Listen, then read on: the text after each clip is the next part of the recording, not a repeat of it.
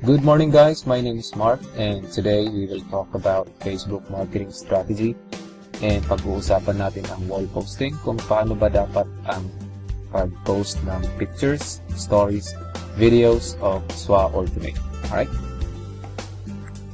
Okay, so andito tayo ngayon sa aking personal Facebook page, profile page. Makikita nyo na I keep on posting about Supreme Wealth Alliance, like this one and this one, which I posted like 2 hours ago. And according to sa mga gurus or mga veterans in networking, in social marketing, sabi nila in Facebook daw, mas maganda kung makapag-post ka ng minimum of 2 pictures or maximum of 5 pictures a day. Alternate yun. So, bali may 2 sa umaga or 3 in the evening. Just kagaya ng mga ginagawa ko. So, tanong ngayon, paano ba ang tamang pag-post ng pictures or advertisement sa inyong wall? Yan, ituturo ko sa inyo ngayon. So, as we all know, we have our team already. This is Team Infinite. Let's go to that page. Okay, so my computer or my internet is working so slow. I don't know why. So, we're on the page right now. Nasa ano tayo? Sa group page ng Team Infinite. So, click on photos na nasa taas. And then, all internet. Ay, ang bagal ko. Okay, so makikita nyo dito yung SWA photos for advertising. Currently, may 10 photos pa lang dyan kasi kanina nag-crash yung computer ko, hindi ko natapos yung 100 pictures or advertisement or photos for advertisement ng ating grupo. But I will make sure na ma-upload ko lahat nun dito sa ating group. Okay. Excuse me. So, diba sabi ko kanina na maganda kung makapag-post tayo sa ating account 2 times to 5 times a day. So, ang gagawin lang natin is very simple. Step number 1, just select one of these photos. Pumili ka lang ng isa. Kunwari, this one. Click on it, and then hayaan mo lang sa mag-load para makita mo yung buong picture. Okay. Yan, nakikita mo na yung buong picture. May, sa gilid niya, sa right-hand side, meron siya, we call this description. This one. Okay. Masyadong maliit. So there we go. So all you have to do is save the picture first on your computer. So gagawin natin, right click on this picture, then save image. Kung sa Firefox, hanapin mo lang to, save image as .dot. Click on it and then click on desktop. Type at gawa ka ng file name yung madaling matandaan, like SWA picture. Then click on save. Then don't forget to copy this description. Meron na lahat po ng picture na nasa group natin, may description na po. So all you have to do is copy paste, save the picture in your computer, then copy the description. That's it. So highlight yung buong description. Then copy. By the way, you see this link?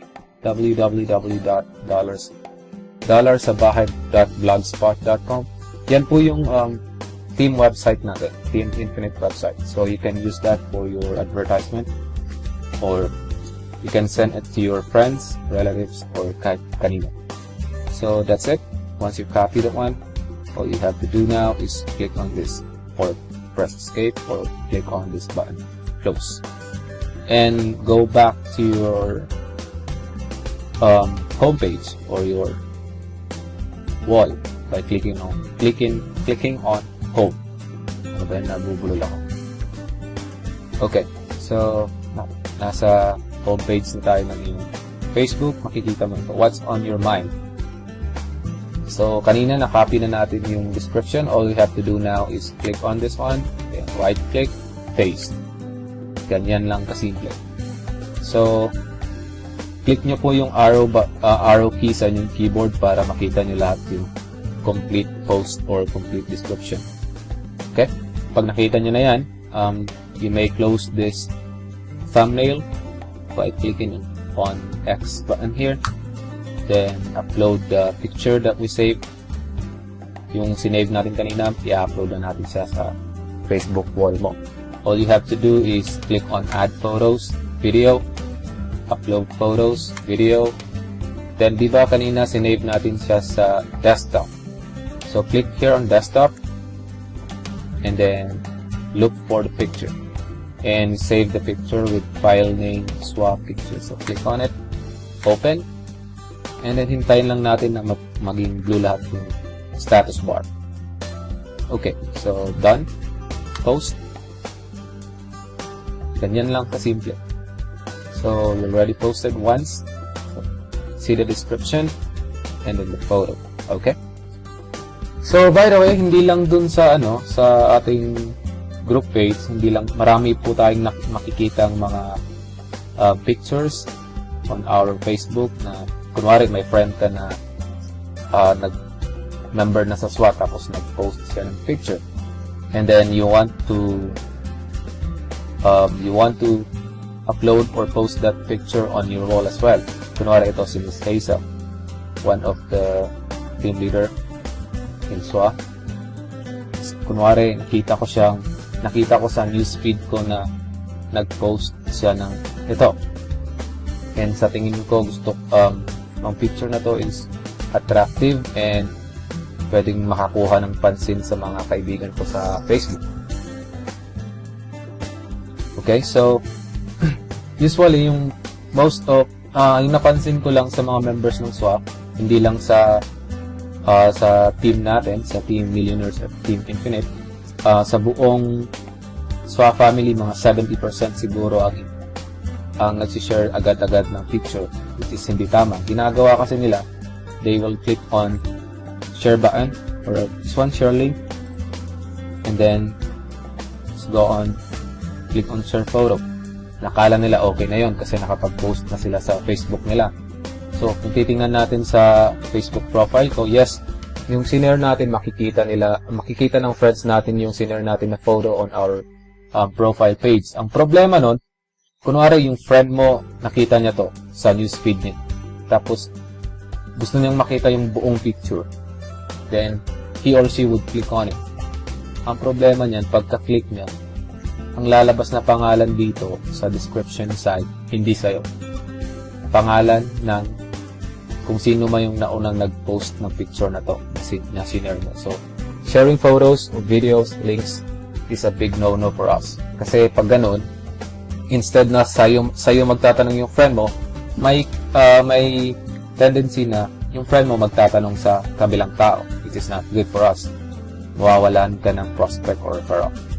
So, gawin mo lang kung gusto mo talagang i-share yung mga photos ng friend mo or mga pictures from other SWA members. Just follow the steps that I told you a while ago. Yung save mo yung picture on your desktop, then copy the description. Kunwari, alam naman natin na marami nang naglagnat mga members na may mga pages like this one, Supreme Wealth Alliance Corporation. And ito pagmamayari ni Upline Jason, one of the team leader of Millionaire. Siya ko yan.